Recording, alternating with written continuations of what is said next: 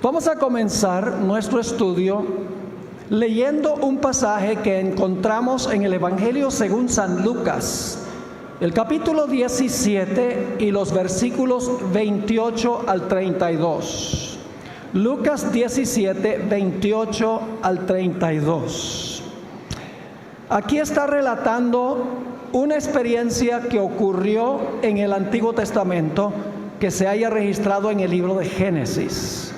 Y dice lo siguiente: asimismo, como sucedió en los días de Lot, comían, bebían, compraban, vendían, plantaban, edificaban. Mas el día en que Lot salió de Sodoma, llovió del cielo fuego y azufre, y los destruyó a todos. Así será el día en que el Hijo del Hombre se manifieste.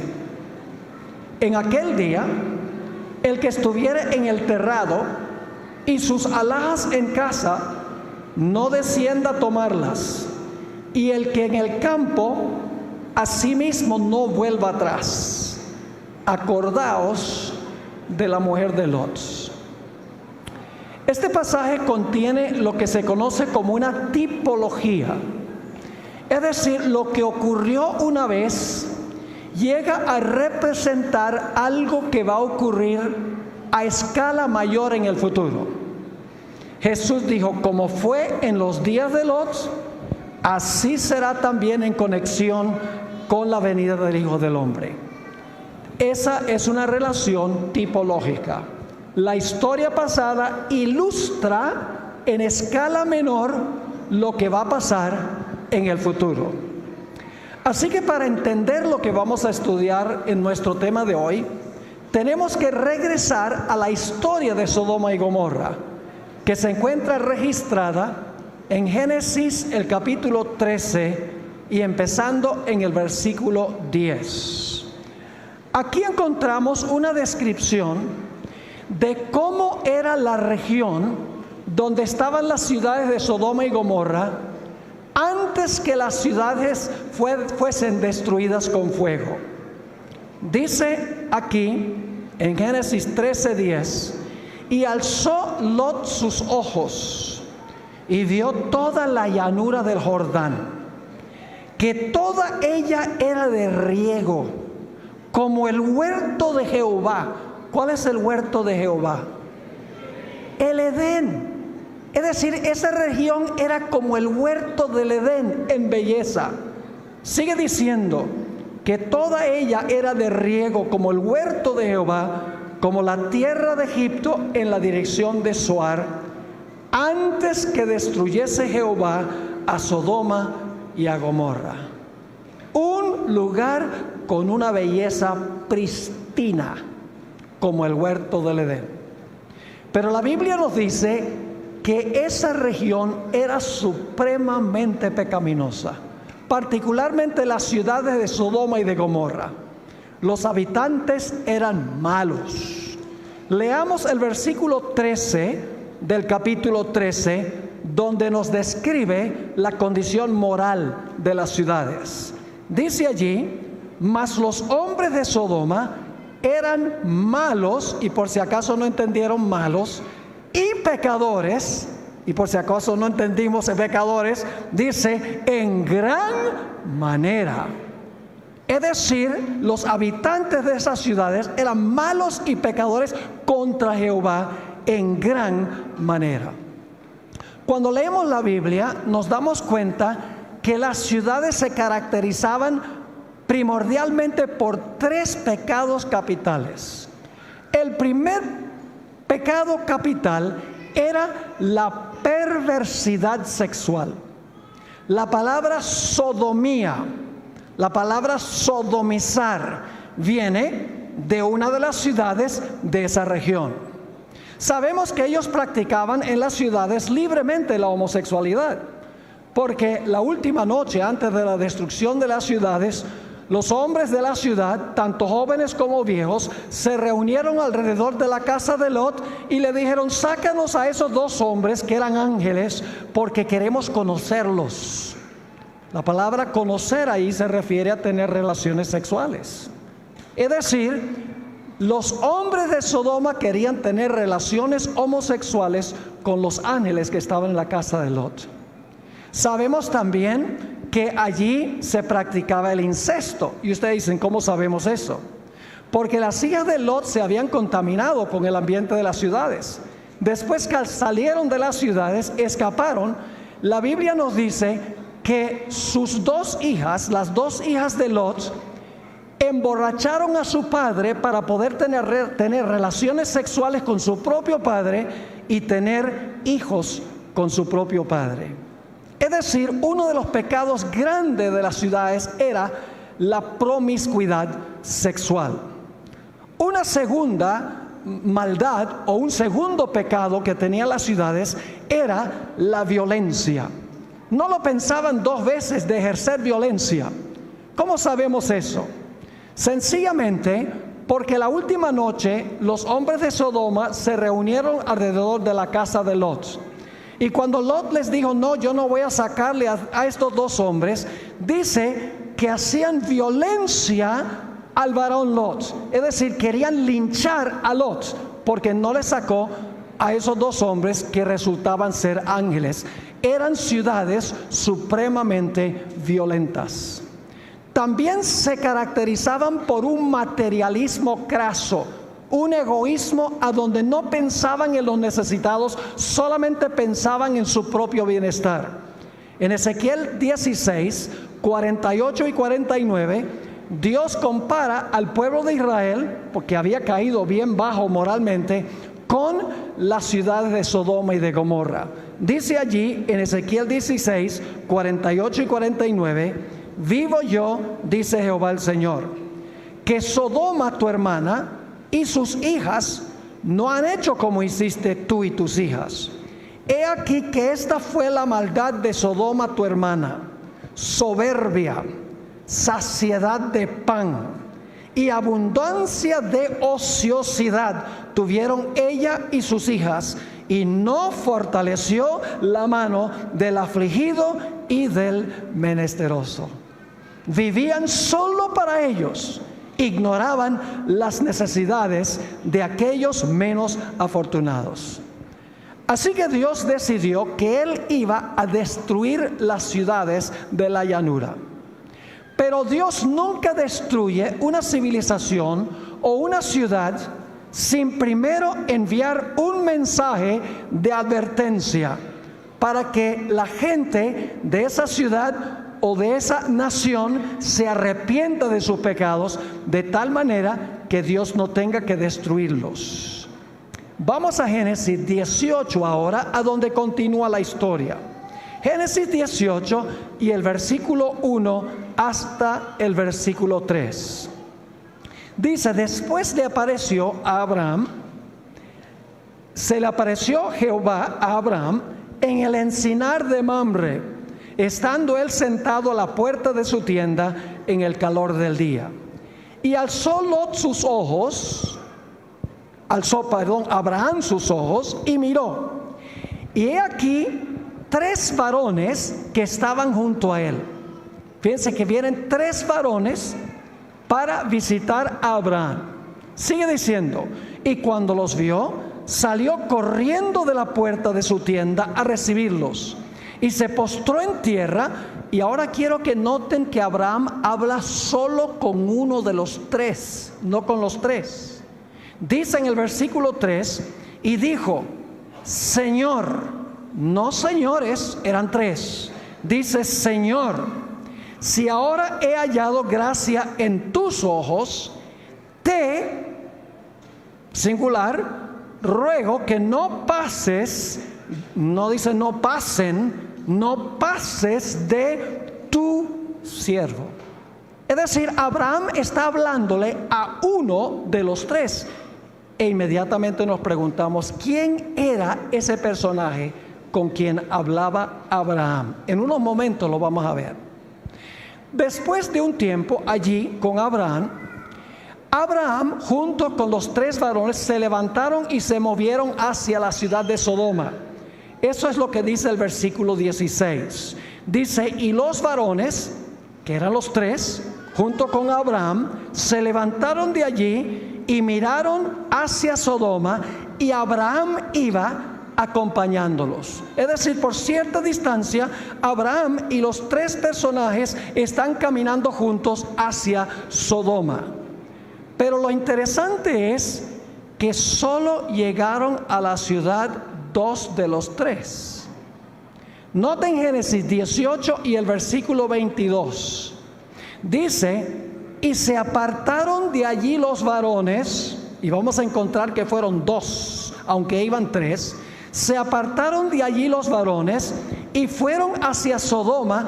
Pero ahora un detalle muy interesante. Pero Abraham estaba aún delante de Jehová. ¿Quién era ese personaje con quien habló Abraham? Era Jehová. Y ustedes dicen, bueno, pero ahí dice que se apartaron los varones y fueron hacia Sodoma. ¿Cómo dice que solamente 2 llegaron? Vamos al capítulo 19 y el versículo 1. 19 y el versículo 1. A Sodoma llegaron 2. Abraham quedó delante de Jehová. Dice allí en el versículo 1 del capítulo 19, llegaron pues, ¿cuántos? Los 2 ángeles a Sodoma a la caída de la tarde. Y Lot estaba sentado a la puerta de Sodoma, y viéndolos Lot se levantó a recibirlos y se inclinó hacia el suelo. Así que Abraham queda con el que yo llamo el primer ángel para hablar con él. Los otros 2 se dirigen a la ciudad de Sodoma. Ahora quiero que noten que hay 3 mensajes en esta historia. Vamos al primer mensaje. Génesis, el capítulo 18 y el versículo 22. Se apartaron de allí los varones y fueron hacia Sodoma. Pero Abraham estaba aún delante de Jehová. Y se acercó a Abraham y dijo, ¿destruirás también al justo con el impío? Fíjate, está hablando con Jehová. ¿Tú vas a destruir al justo con el impío? Quizá haya 50 justos dentro de la ciudad. ¿Destruirás también y no perdonarás al lugar por amor a los 50 justos que estén dentro de él? ¿Por quiénes está preocupado particularmente Abraham? Está preocupado por los justos. Él quiere que Dios separe a los justos de los injustos para que los justos no perezcan en la ciudad. Sigue diciendo en el versículo 25, este primer mensajero es el mensajero del juicio. Dice, lejos de ti el hacer tal, que hagas morir al justo con el impío, y que sea tratado como el impío el justo. Nunca tal hagas. Y ahora escuchen, el juez de toda la tierra no ha de hacer lo que es justo. Señor, no vas a separar a los justos de los impíos para que los justos sean protegidos y no perezcan en la ciudad. Pero hay un segundo mensaje que se imparte por uno de los ángeles en la ciudad de Sodoma. Noten lo que dice Génesis 19 y el versículo 12 y 13. Génesis 19, 12 y 13. Aquí los varones van a la casa de Lot y le dicen a Lot, es urgente que ustedes salgan de aquí porque vamos a destruir esta ciudad. Dice allí, y dijeron los varones a Lot, ¿tienes aquí alguno más? Yernos y tus hijos y tus hijas y todo lo que tienes en la ciudad, sácalo de este lugar. Es decir, sal de Sodoma, porque vamos a destruir este lugar. Si te quedas allí, vas a ser destruido, es lo que está diciendo, porque vamos a destruir este lugar por cuanto el clamor contra ellos ha subido de punto delante de Jehová. Por tanto Jehová nos ha enviado para destruirlo. Es decir, sal de la ciudad para que no perezcas en la destrucción. Noten el versículo 14. Entonces salió Lot y habló a sus yernos, los que habían de tomar sus hijas, y les dijo, levantaos. La siguiente palabra, salid de este lugar. Es decir, salgan de Sodoma, porque Jehová va a destruir esta ciudad. Mas pareció a sus yernos como que se burlaba. Un segundo mensaje. de parte del segundo ángel. Ahora, es interesante notar en la historia, en los versículos 9 y 10 del capítulo 19, algo que ocurrió antes que Dios destruyera las ciudades. Una puerta se cerró en ese momento. Dice en Génesis 19 y el versículo 9 y 10. Estos son los hombres que se reunieron alrededor de la casa de Lot. Y ellos respondieron: quita allá. Y añadieron: vino este extranjero, se están refiriendo a Lot, para habitar entre nosotros, y habrá de erigirse en juez. Ahora te haremos más mal que a ellos, es decir, que a los dos ángeles que estaban allí. Y hacían gran violencia al varón Lot, y se acercaron para romper la puerta. Entonces los varones alargaron la mano y metieron a Lot en casa con ellos y cerraron la puerta. Cuando esa puerta se cerró la oportunidad de todos los habitantes de Sodoma para escapar de la ciudad. Es decir, la puerta de la gracia se cerró antes de la destrucción de las ciudades. Ahora, mañana en la noche vamos a estudiar un mensaje paralelo a este. Vamos a estudiar sobre los días de Noé. Y vamos a ver que hay un paralelo. Jesús dijo: como fue en los días de Noé, así será la venida del Hijo del Hombre. Como fue en los días de Lot, así será la venida del Hijo del Hombre. Y vamos a ver algo muy interesante en cuanto a la historia del diluvio. Yo pregunto, ¿cuándo se perdió la gente antes del diluvio? ¿Cuándo se perdió la gente en el diluvio?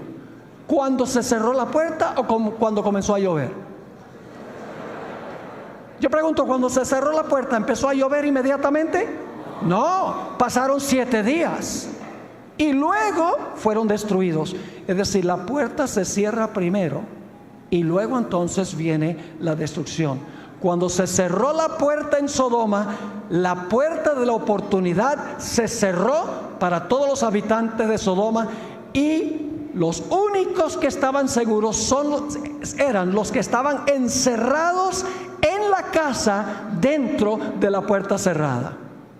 Y fíjense que los impíos querían hacerle violencia a Lot, y los ángeles protegieron a Lot y los que estaban dentro de la casa.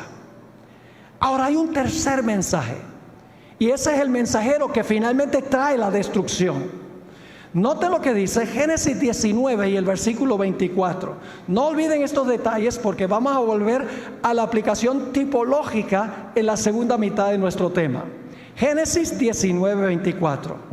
Entonces Jehová hizo llover sobre Sodoma y sobre Gomorra azufre y fuego de parte de Jehová desde los cielos. ¿Qué llovió Dios de los cielos? Llovió fuego y azufre, y luego dice: y destruyó las ciudades y toda aquella llanura con todos los moradores de aquellas ciudades y el fruto de la tierra. Dios llovió fuego y azufre del cielo para consumir las ciudades. Y luego Abraham está en un monte fuera de las ciudades y está observando lo que está sucediendo. Y quiero que noten lo que dice el versículo 28 en cuanto a lo que divisó Abraham cuando vio de lejos las ciudades. Dice: y miró hacia Sodoma y Gomorra, y hacia toda la tierra de aquella llanura miró, y he aquí que el humo subía de la tierra como el humo de un horno. Fuego y azufre que descendió del cielo, y el humo de su incendio que sube. Muy interesante. Ahora hay algo muy interesante, y es que ese lugar donde estaban las ciudades de Sodoma y Gomorra hoy en día es un desierto. Leímos que era como el huerto del Edén, bello, hermoso, pero hoy en día ustedes van allá, está en la región del Mar Muerto. Saben que el Mar Muerto es el lugar más por debajo del nivel del mar en el planeta Tierra. Es como una gigantesca caverna que está bajo el nivel del mar, más de 400 metros por debajo del nivel del mar. Es como si algo hubiera hecho un gigantesco hueco allí en esa región. Yo he estado en esa región, en el lado de Jordania y también en el lado de Israel. Y puedo decirles que allí no hay nada vivo. No hay en el agua peces, no hay aves, no hay vegetación, ni siquiera hay microorganismos en ese lugar. Si usted se quiere ahogar, no puede ahogarse en el Mar Muerto, porque su contenido mineral es tan abundante que una persona flota, literalmente. Es decir, toda esa tierra fue desolada y vacía. Yo pregunto, ¿cómo va a quedar la tierra después de la segunda venida de Jesús? Estoy adelantándome un poco. Jeremías dijo, miré la tierra y estaba ¿qué? Desordenada y vacía, y los cielos, y no había en ellos luz. Lo que sucedió con Sodoma y Gomorra va a suceder a nivel global cuando Jesús venga por segunda vez. Pero en Sodoma había un remanente fiel a Dios. Noten Génesis 19 y el versículo 29. Génesis 19 y el versículo 29. Dice así: cuando Dios destruyó las ciudades de la llanura, Dios se acordó de Abraham. Abraham había orado por Lot y por su familia. Dice, Dios se acordó de Abraham y envió fuera a Lot de en medio de la destrucción, al asolar las ciudades donde Lot estaba. Lot era un varón justo en medio de esas ciudades inicuas. Noten 2 de Pedro 2 y el versículo 7 y 8, a donde se describe el carácter de Lot. 2 de Pedro 2 y el versículo 7 y el versículo 8. Se usa una palabra 4 veces en este versículo, o estos versículos. Dice, y libró al justo Lot, varón justo, abrumado por la nefanda conducta de los malvados, porque este justo que moraba entre ellos afligía cada día su alma justa, viendo y oyendo los hechos inicuos de ellos. Lot clamaba y gemía por las abominaciones que se estaban cometiendo en las ciudades. Había en las ciudades un remanente fiel que Dios sacó, y fueron salvos cuando cayó sobre las ciudades la destrucción. Ahora necesitamos mirar qué clase de fuego destruyó a Sodoma y a Gomorra. Vamos al libro de Judas. Ese es el librito inmediatamente antes del libro de Apocalipsis. Judas, el versículo 7, tiene solo un capítulo.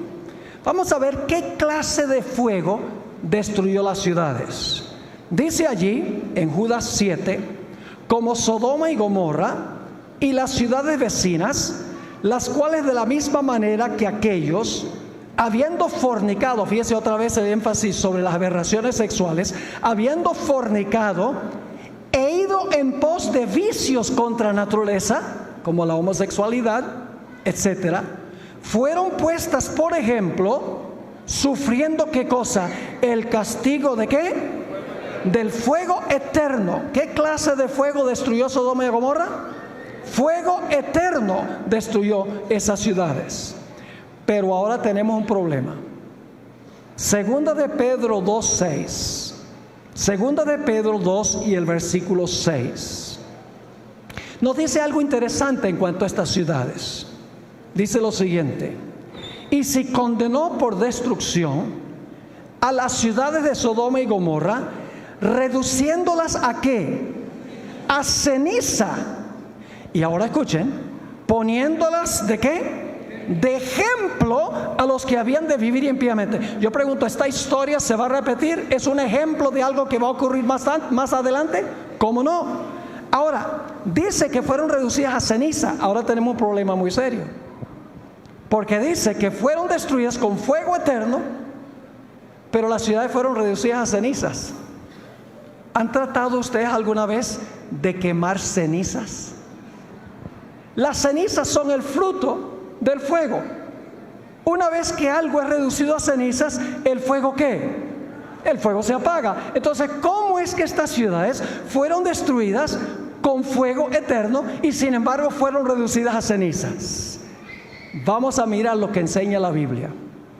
Deuteronomio 4 y el versículo 23 y 24.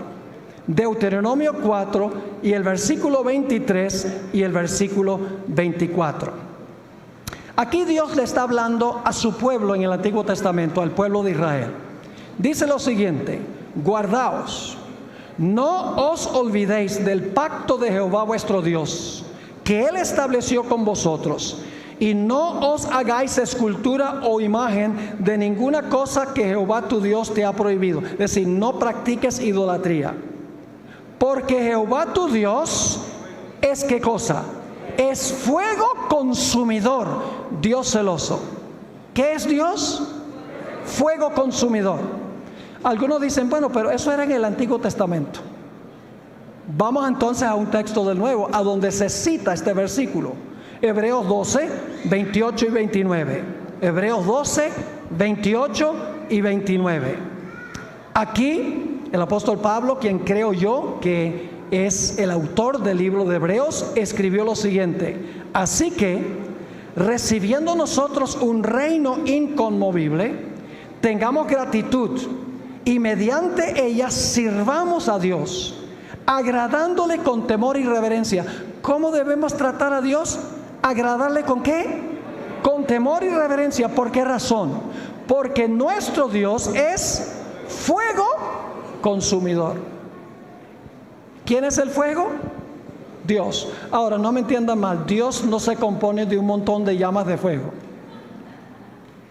Hay un sentido bíblico en que Dios es fuego. Es una de sus características. Y la pregunta clave es, ¿qué aspecto de Dios es fuego consumidor? Vamos a Éxodo 24 y el versículo 15 al 17. Éxodo 24 y el versículo 15 hasta el versículo 17. Vamos a ver en qué sentido Dios es fuego consumidor. Dice allí, el pueblo de Dios está al pie del monte Sinaí, Dios ha bajado sobre el monte y dice lo siguiente: entonces Moisés subió al monte y una nube cubrió el monte. Y ahora escuchen: y la gloria de Jehová reposó sobre el monte Sinaí, y la nube lo cubrió por 6 días. Y al 7º día llamó a Moisés de en medio de la nube. Y ahora escuchen, esta es la parte clave: y la apariencia de la gloria de Jehová era como un fuego abrasador en la cumbre del monte a los ojos de los hijos de Israel. ¿Qué aspecto de Dios es el fuego consumidor? Su gloria es el fuego consumidor. Dios está rodeado de una luz deslumbrante, está rodeado de su gloria. Es decir, Dios no es llamas de fuego. Dios y su gloria son como fuego consumidor. Ahora vamos a Malaquías 4 y el versículo 1.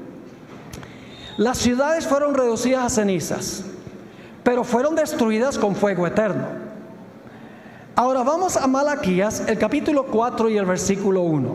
Está hablando ahora no de las ciudades, sino que está hablando de lo que va a pasar en el futuro. Dice allí: porque he aquí, viene el día ardiente como un horno. Esta es la segunda venida de Jesús. Y todos los soberbios y todos los que hacen maldad serán estopa. Aquel día que vendrá los abrazará, ha dicho Jehová de los ejércitos, y no les dejará ni raíz ni rama. ¿Cuánto va a quedar? Nada. ¿Quién es la raíz de todo mal? ¿Quién le dio origen al mal? Satanás. ¿Y quiénes son las ramas? Sus seguidores. Jesús dijo: yo soy la vid, vosotros los pámpanos. Pues el diablo es la raíz y los que siguen a Satanás son las ramas. ¿Cuánto va a quedar de Satanás y los impíos? No les dejará ni raíz ni ramas. ¿Qué va a pasar con ellos? Malaquías 4 y el versículo 3. El versículo 3 dice: hollaréis a los malos, los cuales serán ¿qué? Ceniza bajo las plantas de vuestros pies en el día en que yo actúe, ha dicho Jehová de los ejércitos. ¿Qué va a pasar con los impíos y con Satanás? van a ser reducidos ¿a qué? A cenizas. ¿Satanás también va a ser reducido a cenizas? Vamos a Ezequiel 28 y el versículo 18 y 19. Ezequiel 28 y el versículo 18 y 19 habla del fin de Satanás, quien Apocalipsis dice que va a ser destruido en el fuego. ¿Recuerdan que Satanás va a ser destruido con los impíos en el fuego que cae del cielo? Ahora fíjense lo que dice en Ezequiel 28, 18 y 19, que está hablando de Lucifer, que se convirtió en Satanás. Con la multitud de tus maldades y con la iniquidad de tus contrataciones profanaste tu santuario. Yo pues saqué fuego de en medio de ti, el cual te consumió. Y te puse ¿en qué? En ceniza sobre la tierra a los ojos de todos los que te miran. Todos los que te conocieron de entre los pueblos se maravillarán sobre ti. Espanto serás y para siempre dejarás de ser. Tanto Satanás como los impíos serán destruidos por fuego y azufre que desciende del cielo. Serán reducidos a cenizas, no quedará raíz ni rama, dejarán de ser, según la Sagrada Escritura. Ahora yo sé que algunos están diciendo, pero pastor, ¿acaso los impíos no son destruidos con fuego eterno? Vamos a mirar eso. Vamos a 2 de Tesalonicenses, capítulo 1 y el versículo 6 al 9. 2 de Tesalonicenses 1 y el versículo 6 al 9. Vamos a estudiar algunas expresiones que la mayoría de las iglesias entienden mal.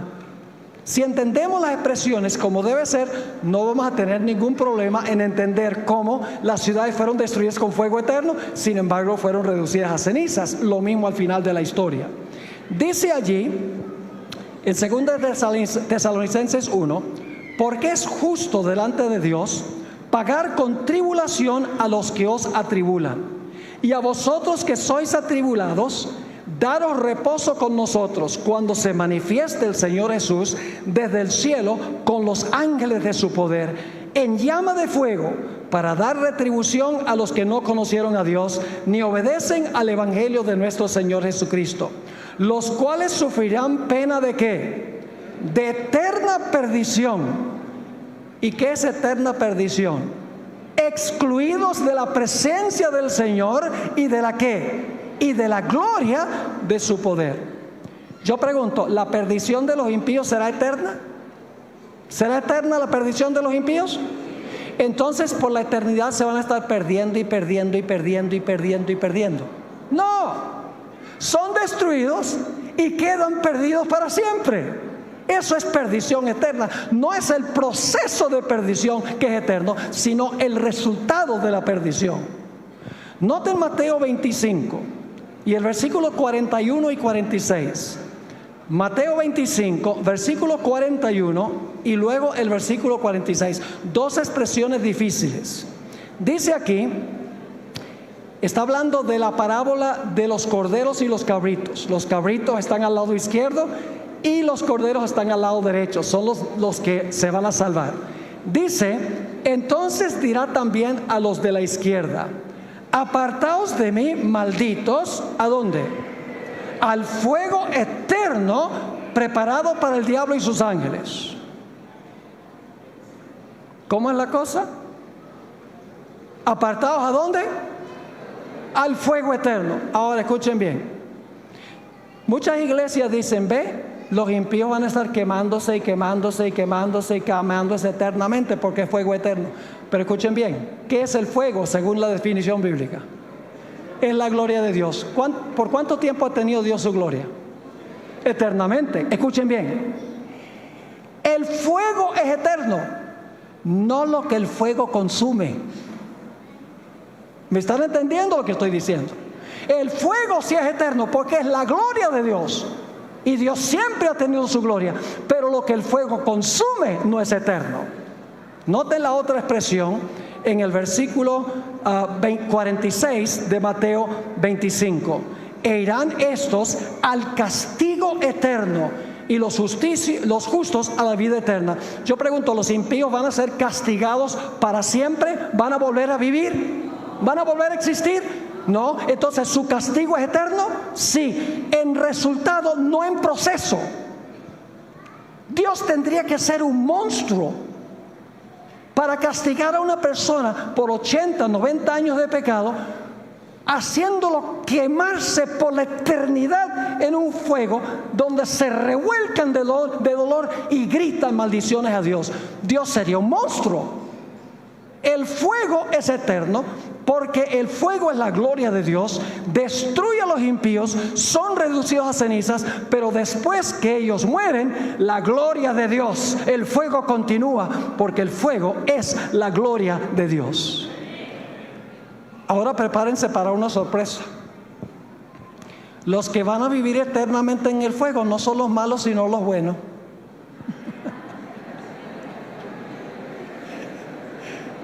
Y usted dice, ¿la Biblia dice eso? Pues vamos a Isaías 33. Isaías el capítulo 33. Y vamos a leer primero en cuanto a los impíos. Isaías 33, 11 y 12. Dice allí, hablando Dios de los impíos: concebisteis hojarascas, rastrojo daréis a luz. El soplo de vuestro fuego os consumirá, y los pueblos serán como cal quemada, como espinos cortados serán quemados con fuego. Versículo 14: los pecadores se asombraron en Sión, espanto sobrecogió a los hipócritas. Y ahora escuchen las preguntas, dos preguntas. ¿Quién de nosotros morará con el fuego consumidor? ¿Quién de nosotros habitará con las llamas eternas? El que camina en justicia y habla lo recto, el que aborrece la ganancia de violencias, el que sacude sus manos para no recibir cohecho, el que tapa sus oídos por no oír propuestas sanguinarias, el que cierra sus ojos para no ver cosa mala. ¿Quiénes son los que van a estar en el fuego y el fuego no los va a consumir? No son los impíos, porque ellos van a volverse cenizas ante la gloria de Dios. Los que van a poder habitar en la presencia de la gloria de Dios serán aquellas personas que tienen un carácter a prueba de fuego. En ese clásico libro, El deseado de todas las gentes, la biografía más hermosa que jamás se haya escrito sobre la vida de Jesús, dice lo siguiente: para el pecado, donde quiera que se encuentre, nuestro Dios es fuego consumidor. En todos los que se sometan a su poder, el Espíritu de Dios consumirá el pecado. Es decir, si tú te sometes al Espíritu Santo, Él va a consumir el pecado. Pero noten lo que sigue diciendo: pero si los hombres llegan a identificarse con el pecado, entonces la gloria de Dios que destruye el pecado debe destruirlos a ellos también. Ahora yo pregunto, antes de la destrucción final del mundo, ¿ustedes creen que Dios va a mandar otra vez 3 mensajes? Tipología: lo que pasó, pasará a nivel global. En Apocalipsis, el mensaje final de Dios se compone de 3 partes.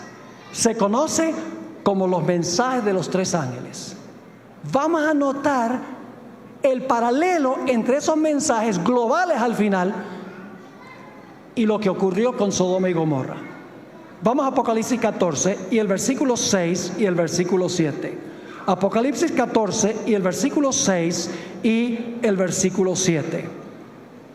Vi volar por en medio del cielo a otro ángel que tenía el evangelio eterno para predicarlo a los moradores de la tierra, a toda nación, tribu, lengua y pueblo. Es decir, es un mensaje que va a todo el mundo, diciendo a gran voz: temed a Dios y dadle gloria. ¿Porque qué? Porque la hora de su juicio ha llegado. ¿Cuál fue el primer mensaje que encontramos ahí en Génesis?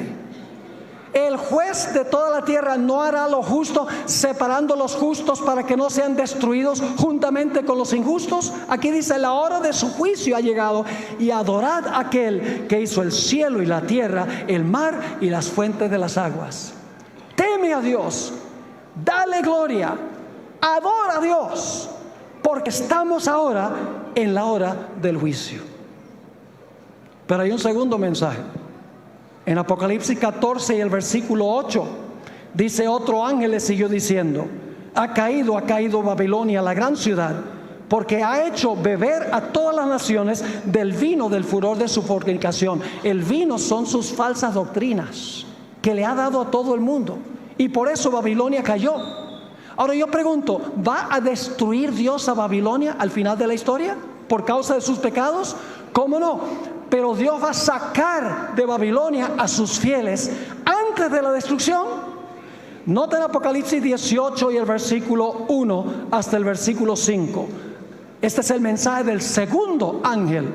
Dice allí en Apocalipsis 18:1: después de esto vi a otro ángel descender del cielo con gran poder, y la tierra fue alumbrada con su gloria. Y clamó con voz potente diciendo: ha caído la gran Babilonia, y se ha hecho habitación de demonios, y guarida de todo espíritu inmundo, y albergue de toda ave inmunda y aborrecible. La condición de las ciudades. Porque todas las naciones han bebido del vino del furor de su fornicación, y los reyes de la tierra han fornicado con ella, y los mercaderes de la tierra se han enriquecido de la potencia de sus deleites. Es decir, Babilonia ha caído, se ha corrompido, va a ser destruida. Pero antes de ser destruida, Dios da un mensaje, versículo 4: y oí otra voz del cielo que decía: salid de ella, pueblo mío. ¿Eso pasó en Sodoma? Salid de ella, pueblo mío, para que no seáis partícipe de sus pecados, ni recibáis parte de sus plagas, porque sus pecados han llegado hasta el cielo, y Dios se ha acordado de sus maldades.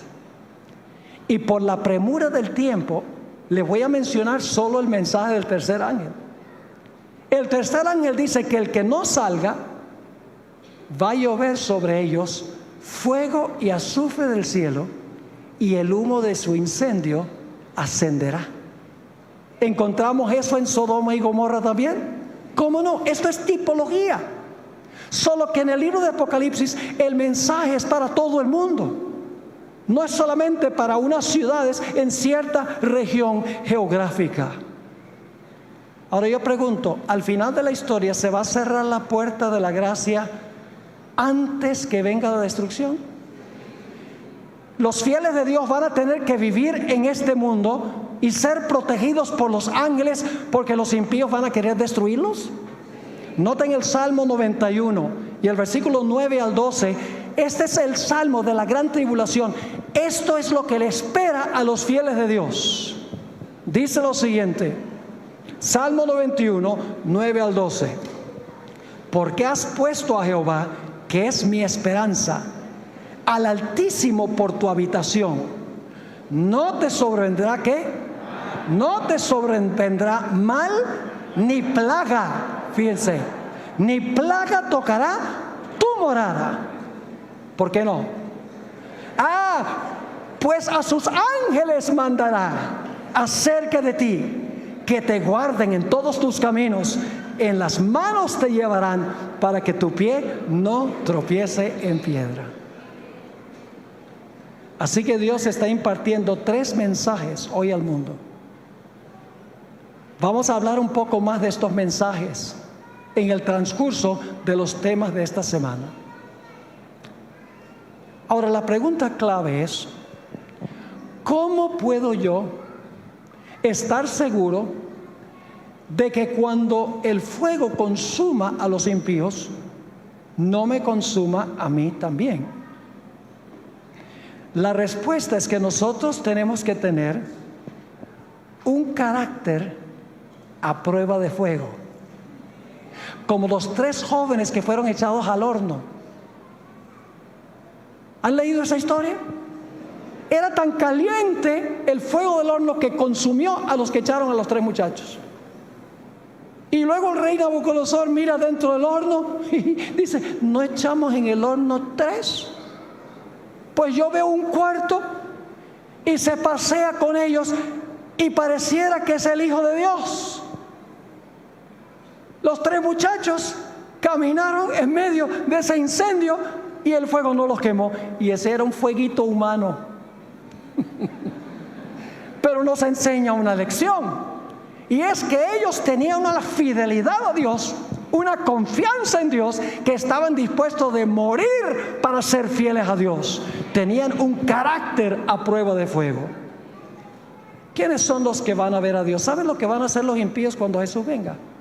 En Apocalipsis 6 dice que se van a esconder en las cuevas y van a rogar que las rocas caigan sobre ellos y van a decir: escondednos del rostro de aquel que está sentado en el trono y de la ira del Cordero.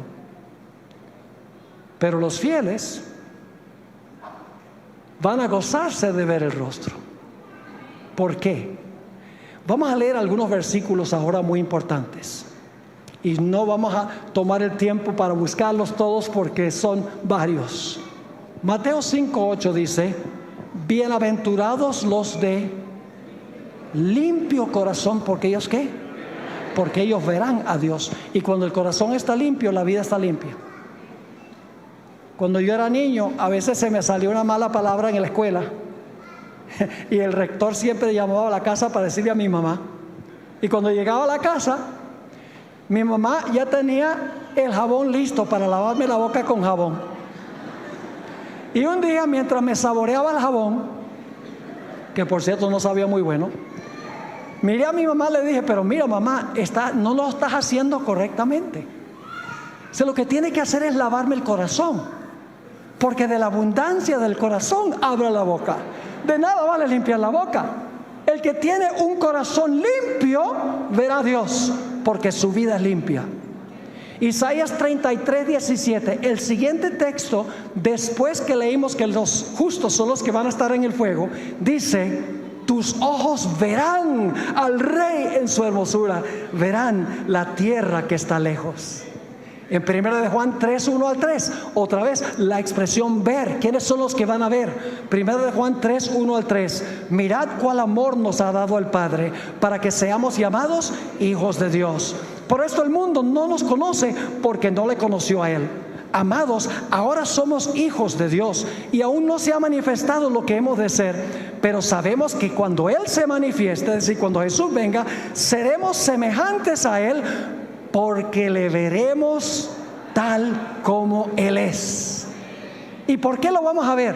Versículo 3: y todo aquel que tiene esta esperanza en Él se purifica a sí mismo, así como Él es puro. Hebreos el capítulo 12 y el versículo 14 dice: seguid la paz con todos y la santidad, sin la cual nadie verá al Señor. Apocalipsis 22:3-4 dice que cuando lleguemos al reino vamos a tener el privilegio de ver su rostro. Dice allí: y no habrá más maldición, y el trono de Dios y del Cordero estará allí, y sus siervos le servirán y verán su rostro, y su nombre estará en sus frentes. Ahora, ¿cómo podemos limpiarnos? ¿Cómo podemos desarrollar ese carácter? Un carácter de santidad semejante al carácter de Jesús. Voy a leer ahora algunos versículos que nos dan la clave. Salmo 119 y el versículo 9-11. Salmo 119 y el versículo 9-11. ¿Cómo puedo yo, por la gracia de Dios, desarrollar ese carácter a prueba de fuego? Ese carácter de santidad, ese carácter semejante al de Cristo Jesús. El Salmo 119, 9-11 dice: ¿con qué limpiará el joven su camino? Con guardar tu palabra. Con todo mi corazón te he buscado, no me dejes desviarme de tus mandamientos. Y luego dice: en mi corazón he guardado tus dichos para no pecar contra ti. ¿Cómo guardamos en nuestro corazón los dichos de Dios o la palabra de Dios?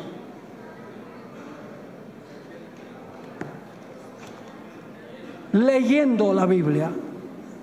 La Biblia es comida, es pan. La palabra de Dios es pan. Y cuando estudiamos la palabra de Dios, Cuando vemos a Jesús en la palabra de Dios, llegamos a reflejar en nuestra vida el carácter de Jesús. Por el otro lado, si estamos todo el tiempo viendo novelas y violencia e inmoralidad y espiritismo y escuchando música que apela a nuestras emociones más bajas, vamos a reflejar eso. Porque hay una ley psicológica, y es que nosotros somos lo que vemos y lo que oímos. Es una ley psicológica de la vida. Si estamos contemplando a Jesús en su palabra, seremos semejantes a Él. Si estamos contemplando violencia, sexo ilícito, mentiras, como sucede en la mayoría de los programas de televisión, nuestro carácter reflejará eso. Note lo que dice Juan 15:3. La palabra es la que limpia. La palabra limpia. Juan 15:3. Jesús dijo: ya vosotros, está hablando sus discípulos, ya vosotros estáis limpios. ¿Y cómo están limpios? Estáis limpios por la palabra que os he hablado. La palabra de Dios limpia. Noten Efesios 5 y el versículo 25 al 27. Efesios 5, 25 al 27. Pasaje bien conocido. Maridos, amad a vuestras mujeres, así como Cristo amó la iglesia y se entregó a sí mismo por ella. ¿Para qué? ¿Por qué se entregó Jesús? Para santificarla, habiéndola purificado en el lavamiento del agua. ¿Por la qué?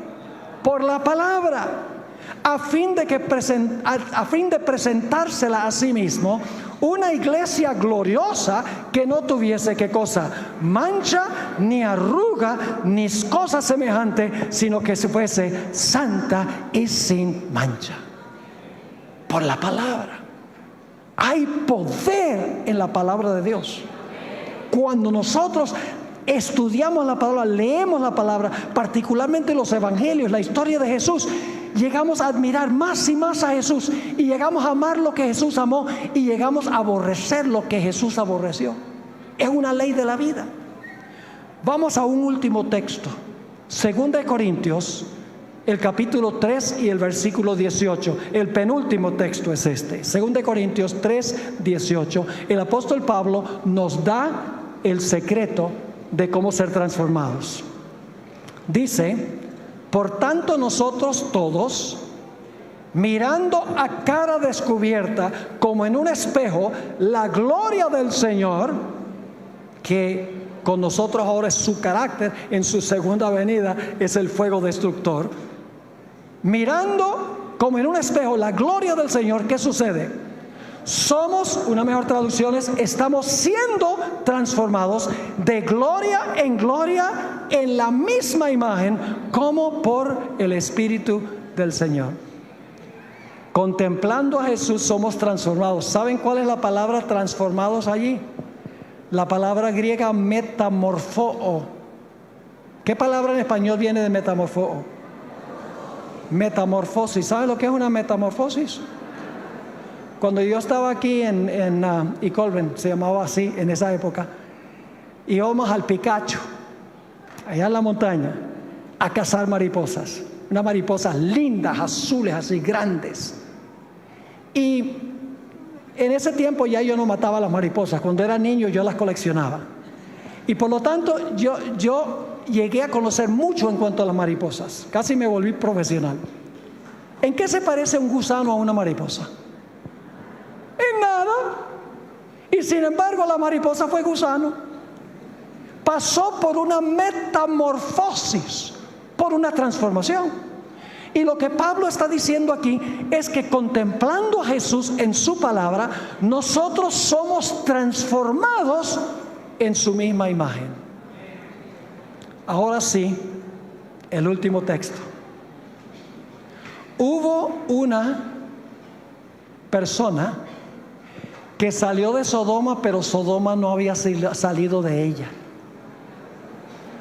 La mujer de Lot. Y Jesús predicó un corto sermón. En cuanto al fin del tiempo, dijo: acordaos de qué? De la mujer de Lot. Dice la Biblia y esto está en Génesis 19, el versículo 17, dice que la esposa de Lot salió con el esposo y con las hijas, pero su corazón todavía estaba ¿dónde? Su corazón todavía está en Sodoma, las comodidades de Sodoma, los bienes materiales de Sodoma. Y por lo tanto la Biblia dice que aunque Dios había declarado no miren hacia atrás, la mujer de Lot miró hacia atrás. Y dice la Biblia que se convirtió en una estatua de sal. Y yo me pregunto por qué una estatua de sal.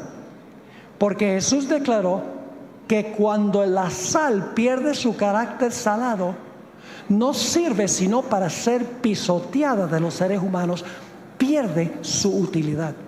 Y hoy en día ustedes pueden visitar ese lugar, hay mucha sal, no está ya el pilar de sal, porque se ha desmenuzado y ha sido pisoteado por las personas que han ido allí. Así que esta historia nos dice que va a haber dos clases de personas al final de la historia: los que contemplan a Jesús en su palabra, los que obedecen su palabra al pie de la letra, no se desvían ni a diestra ni a siniestra, y aquellas personas que toman el molde del mundo, que se parecen al mundo, cuyo enfoque está en el mundo, cuyo hogar está en el mundo. El Señor Jesucristo quiere que nuestro enfoque esté en el cielo. Fija tus ojos en Cristo, tan lleno de gracia y amor, y lo terrenal sin valor será a la luz del glorioso Señor. Saben, hermanos y hermanas, nosotros muy pronto, si somos fieles a Dios, lo vamos a perder todo. Casas, carros, dinero en el banco, libertad, todo se va a perder según dicen las profecías.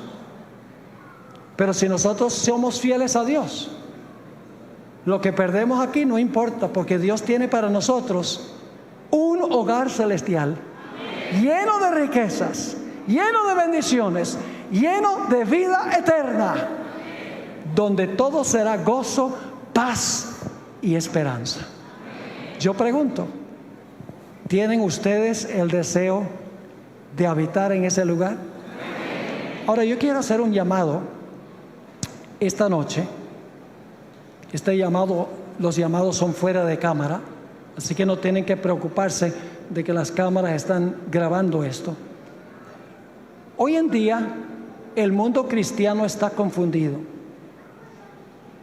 Hay por lo menos 30,000 organizaciones eclesiásticas en el mundo occidental, 30,000. Cada uno con sus propias enseñanzas, sus propias doctrinas, una contradiciendo a la otra. Obviamente todas esas doctrinas que discrepan una con la otra no pueden ser verdad, porque Dios tiene una sola verdad, y es la verdad que se encuentra en su santa palabra, que cuando venimos con un corazón sincero y prometemos obedecer a Dios, Dios nos va a mostrar si la doctrina es de Dios o si no es de Dios.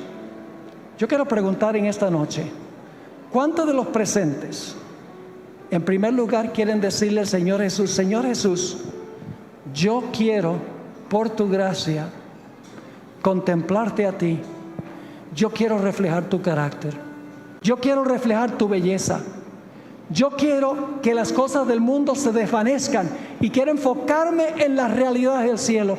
¿Es ese tu deseo en esta noche? Si es tu deseo, levanta tu mano. Si ese es el deseo de tu corazón, gloria a Dios.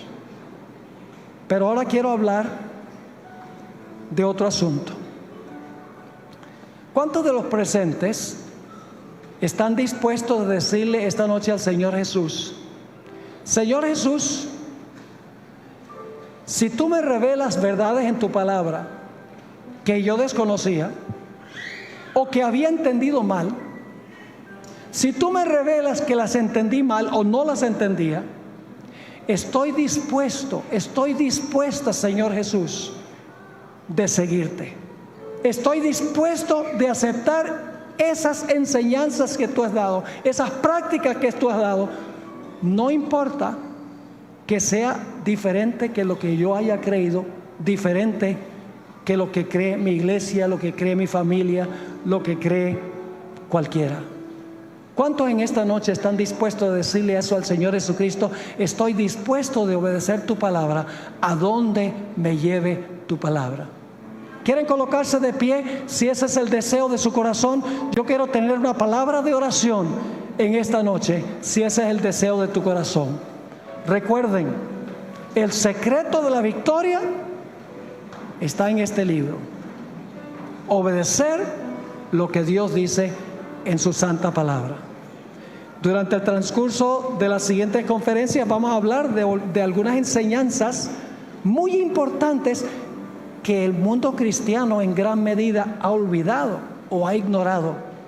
Y me alegro de que esta noche hemos tenido una respuesta total de los que están presentes aquí diciendo: sí, yo estoy dispuesta de obedecer la palabra de Dios tal cual está escrita en la Biblia.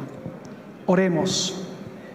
Padre Celestial, te damos gracias por darnos esta historia en cuanto a Sodoma y Gomorra, porque nos sirve a nosotros para entender lo que está ocurriendo y lo que pronto ocurrirá en este mundo. Padre, la mayoría del mundo no te conoce. Están extraviados. Están enfocados en el aquí y ahora. Tú quieres que estemos enfocados en las cosas celestiales. Te ruego, Señor, que tú bendigas a cada persona reunida aquí en esta noche. Que bendigas a todos los que están observando a través del internet, los que están en el auditorio, los que están en la cancha. Oh Señor, habla a nuestra mente, a nuestra conciencia, y danos la disposición de obedecerte, cueste lo que cueste. Gracias, Padre, por habernos acompañado y por responder esta oración, porque te lo suplicamos en el precioso nombre que es sobre todo nombre, el nombre de Cristo Jesús. Amén. Amén.